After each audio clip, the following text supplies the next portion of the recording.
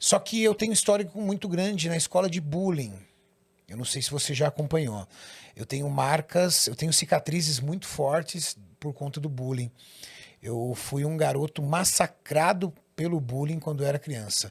E é raro, parece incrível, né, cara? O bullying é um negócio muito pesado. Se você tem filho, aí você está assistindo isso, se você tem filho, presta atenção no seu filho. Porque o bullying é destruidor. Eu tenho 46 anos de idade e tem dias que eu me perco me lembrando das coisas que aconteceram comigo. Olha que interessante, vindo pra cá, no carro, eu me peguei viajando e lembrando de algo que aconteceu comigo na minha infância. Eu tenho um histórico de massacre no bullying. Massacre. Pesado mesmo. Pesado, assim, principalmente no primeiro grau. Assim, do meu pré até a minha 8ª série, foi massacrado pelo bullying. E eu fiz todo na mesma escola. Entendi. Eu fiz o prézinho, primeiro ano, segundo, terceiro, quarto, quinto, sexto, sétimo e 8ª série, todos no mesmo colégio. E eu fui do pré até o último ano perseguido no bullying. Momentos piores, momentos melhores, mas da 4ª série para a 8ª foi massacre. Teve algum Massacre total, assim, massacre total. Eu sou filho de uma empregada doméstica com um pai aposentado. Aposentado numa época que o salário mínimo conseguia ser pior do que o que é agora.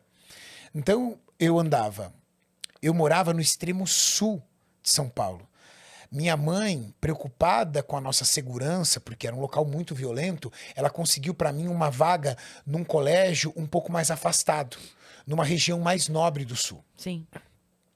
Mesmo sendo um colégio público, as pessoas que estudavam nesse colégio tinham uma condição social muito melhor do que a minha. Foi exatamente Porque o que era um aconteceu colégio comigo. público, mas de referência. Porque normalmente o colégio... Foi exatamente a mesma mecânica que aconteceu comigo, porque no colégio público ainda que... Mesma coisa. Estadual, mas Ainda no mais mais na minha afastado... geração. Na minha geração, o nós colégio somos da público mesma, era né? melhor. Você também tem mais ou menos a minha idade, Cris? Tenho 41. Vou fazer 41 Então, agora, é. dia 30.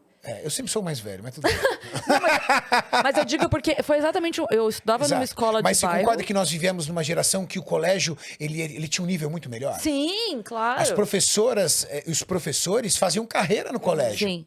Mas no colégio mais distante tinha mais aula vaga, tinha uma violência mais instaurada. A escola era muito destruída, muito, pichada. muito. Mas era um outro Tinha invasão. respeito. Outro respeito que se tinha pelos professores. Minha mãe, também. muito preocupada com isso, o que ela fez? Ela conseguiu. Meu avô morava nesse bairro. Meu avô era nos barbeiro, Oliveiras. tinha um salão de barbearia. Meu avô tinha um salão de barbearia nesse bairro. E morava nos fundos do salão de barbearia. E aí ela pegou o endereço do meu avô e me cadastrou lá para ir nesse colégio. Eu tinha que pegar ônibus para ir nesse colégio, era distante. Não era perto. Então, imagina, eu morava no extremo sul de São Paulo e ela me colocou num bairro de Interlagos, próximo ao Autódromo de Interlagos, que é um bairro mais nobre. Nobre, é. E aí eu ia de ônibus. Ela me cadastrou. Pois é, só que e era o colégio, o melhor colégio da região. Então era um colégio referência. Como chamava? Chamava Miguel Vieira Ferreira. Ele existe até hoje, num bairro chamado Cidade Dutra. Hoje, com certeza, esse colégio deve estar detonado, porque a realidade da escola pública é muito ruim, principalmente na cidade de São Paulo. Mas naquela época ele era uma referência. Para vocês terem uma ideia, para nós entrarmos no colégio, era todo dia hino nacional, mãozinha um no ombro do outro, ia marchando em fila para dentro da sala de aula, ia por fila. Você formava suas filas dentro do pátio, bonitinho assim, ó. Ia classe por classe. Então a professora ficava na sala dos professores, ela vinha com aquele jaleco impecável, toda arrumadinha, tudo tal. Ela parava na frente da fila e levava você. Levava Dava a a turma. mão pro primeiro aluno. Era padrão. Na minha também era assim. E esse colégio que eu estudei tinha pessoas de nível mais alto. Agora, eu tinha roupa rasgada, porque eu era gordinho, ralava as minhas coxas, rasgava. Minha mãe não tinha dinheiro para comprar. Então eu andava com roupa rasgada. Tênis, aquela época, estava na época do New Balance. Era o tênis da moda. Eu usava Conga. Camiseta da escola, tinha que usar uniforme. Os meninos tinham camisetas a dar com pau. Minha mãe comprava 2, 3. Então lavava, usava, lavava, usava. Então era a gola aqui, esgarçada, Amarelada. amarelada, gordinho, sem condição nenhuma.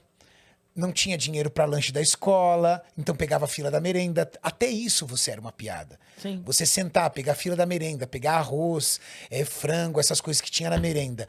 Naquele colégio era piada. No colégio de um local carente, uma comunidade carente, é normal. Ali não, ali todo mundo tinha o dinheiro pro seu lanche, tudo. Então eu fui massacrado pelo bullying, massacrado.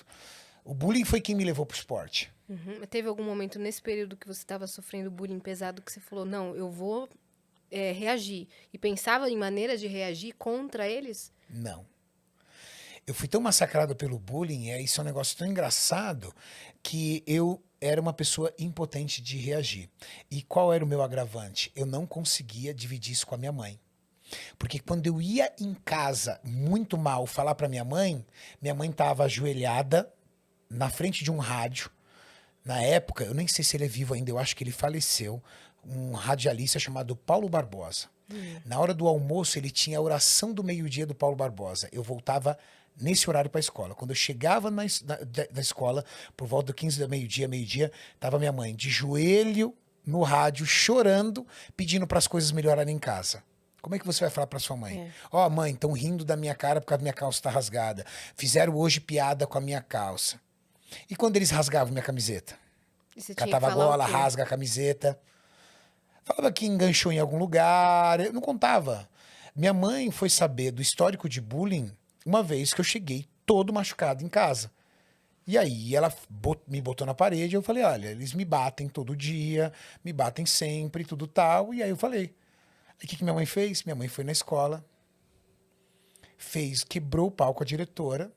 A diretora chamou a professora, quebrou o pau. O que a professora fez? Chegou no meio da sala de aula e deu aquele show em todo mundo. Olha, a mãe do Renato veio aqui, falou isso, eu quero saber isso. Você, garoto, fez isso, aquilo, outro. O que aconteceu comigo? Dobrou o bullying. Piorou.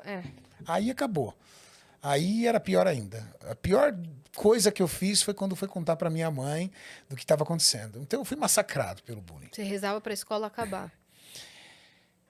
Teve momentos de eu ter um pânico tão grande de ir para a escola que eu lembro que quando começava o Fantástico, eu via aquela música do Fantástico, eu tinha crise de tremedeira, porque eu sabia que segunda-feira eu ia voltar para a escola. Você conseguia se dedicar aos estudos? Como que Eu era o esse? melhor aluno da classe. Você tem que ter uma válvula de escape. Quando você não tem nada na vida, nada, ou você vai pro buraco de vez, ou você agarra o que você tinha. E o que eu tinha? Eu tinha a condição de estudar. Eu era o melhor aluno da escola. Minha mãe, recentemente falecida, ela guardou até o final da sua vida um troféuzinho que ela tinha. Eu fui nomeado o melhor aluno do primeiro grau do meu período. Nossa. Minha nota ruim para mim era 8,5. Num colégio de nível alto. Era 8,5, 9,10, 9,10, 9,10. E eles me obrigavam a passar cola de tudo. Eu fazia 4, 5 provas. Fazia 4, 5 provas. Eles pegavam minha prova, tomavam a minha prova, aí eu tinha que fazer a prova de todo mundo para depois eles devolverem minha prova.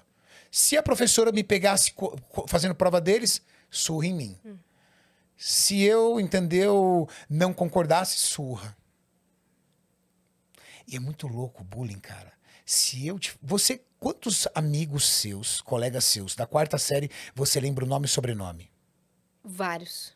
Vários? Vários. Eu consigo lembrar de todos os que faziam isso comigo. Todos. Nome e sobrenome. Esses dias eu tava pesquisando, eu fui procurar no Instagram. Como é que eles estão, né? Mas aconteceu uma vez isso comigo. Uma vez foi muito interessante. Eu encontrei um deles. Foi muito legal, eu Como é encontrei que um foi? deles. Se passaram muitos anos e aí eu já Muitos tava anos assim, décadas? Ou não- décadas. Tá. Eu já tinha ali quase meus 30 anos de idade e a minha vida já estava super consolidada. Eu fui tendo fases na minha vida.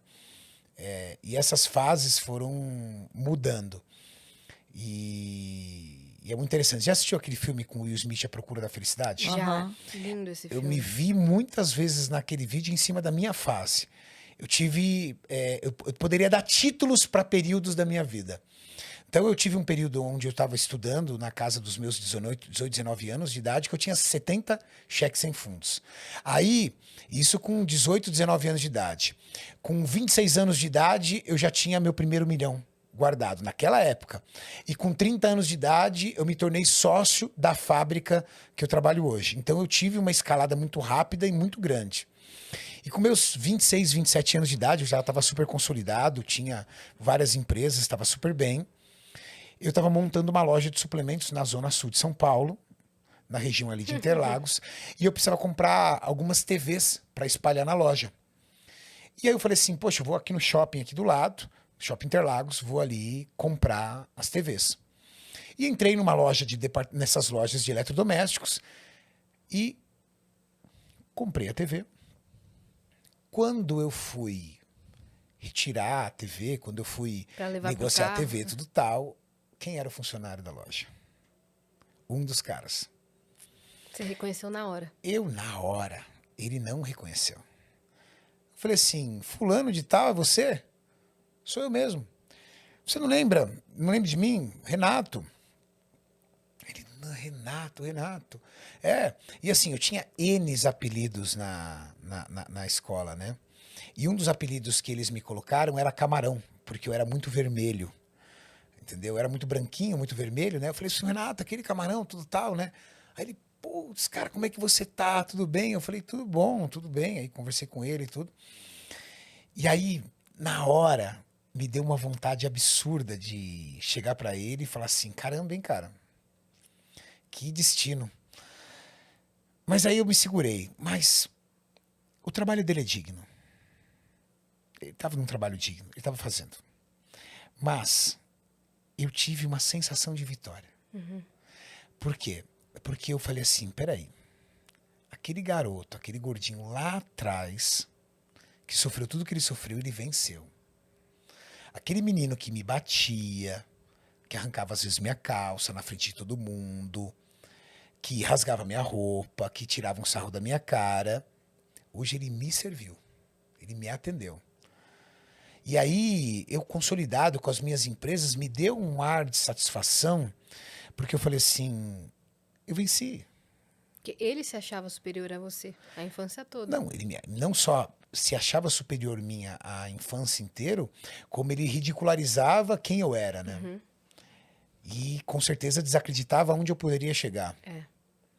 Então eu tive a oportunidade de encontrá-lo. Foi o único que eu encontrei, dos vários que eu sofri.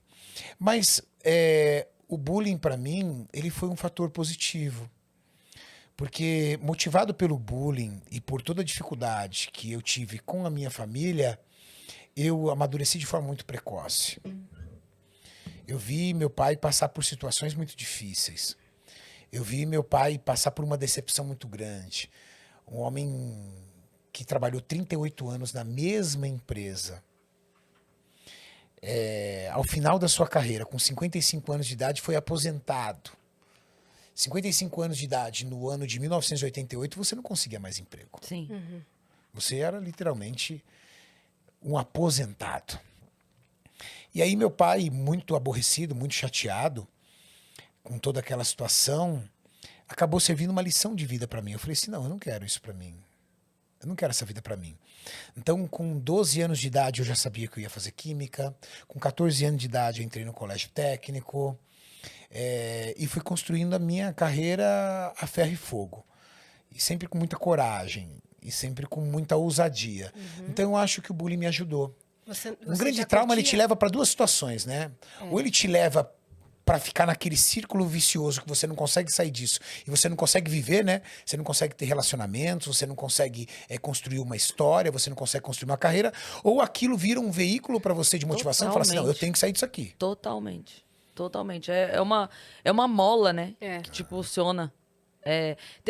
Eu não sei quem foi que falou que, tipo assim, o fundo do poço te ensina lições que o topo da montanha jamais vai ensinar. Se você pular do fundo do poço. Porque às vezes você fica se debatendo lá. Exatamente. Exatamente. E assim, eu falei até esses dias aí num podcast que eu fui um tempo atrás, Eu lembro de uma frase muito marcante que aconteceu comigo, assim. Eu acho que o auge do meu bullying... Ó, eu começo a falar do bullying, vocês percebem que a minha voz muda? É o Minha voz emocional. começa a ficar embargada. É o emocional. Cara, isso é trauma, sabia? Isso é trauma. Desculpa perguntar, mas você chegou a já fazer acompanhamento terapeuta, alguma coisa Por assim? um período eu fiz, mas o que acontece?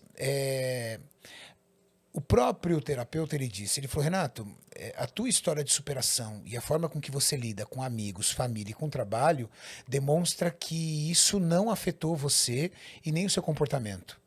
E é absolutamente normal, quando você relembra de algo muito doloroso, isso vinha à tona na sua mente. E ele explicou, isso é fisiológico, o seu cérebro guarda aquilo. É como se você, por exemplo, tivesse passado por um risco de afogamento. Você pode fazer o que for, o tratamento que for. Por exemplo, um risco, por exemplo, de avião. Você caiu, você é um sobrevivente de um avião. Sobrevivente. Quando você subir num avião, você sobe aquele trauma, depois você vai... Mas inconscientemente... Por mais que você trate isso, o seu corpo reserva aquilo como um start de perigo. Então, por exemplo, as minhas relações afetivas, o meu comportamento com os meus amigos, o meu comportamento do meu trabalho não são afetados pelo meu histórico de bullying. Mas é inevitável, quando você lembra, o seu corpo trazer a dor. Sim. É como se um dia, por exemplo... você passou algo de muito ruim e você lembrar. Eu levo um tiro, mas sobrevivo. O livro leva um tiro, passa por uma violência muito grande. Sim. Imagina, uma mulher, por exemplo, fruto de uma violência sexual. Ela pode fazer análise, ela pode casar, ela pode ter filhos, ela pode viver uma vida normal.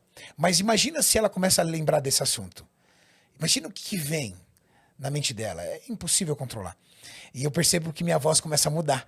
Eu começo a ficar com a voz embargada. Mas